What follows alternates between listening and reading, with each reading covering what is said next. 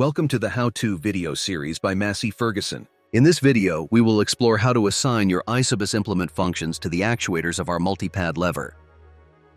To begin, open the Isobus menu from the main menu. Then, click on the Isobus settings icon at the bottom right. Make sure that the Isobus function is activated. Check that the assignment responsibility is set to MF.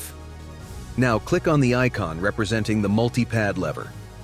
In the Multipad lever tab, you have a complete view of all the actuators to which an Isobus function assignment is possible.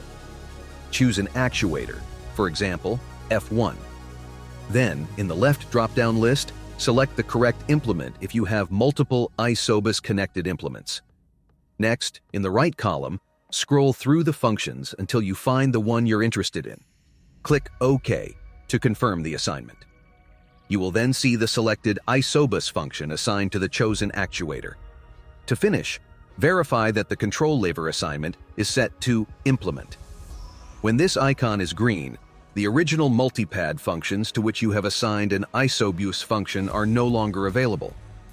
This selector allows you to reassign the Multipad lever to its original functions by switching it back to the tractor icon when needed. Click OK, and you can manipulate the functions of your Isobus implement from your Multipad lever. It's your turn to try.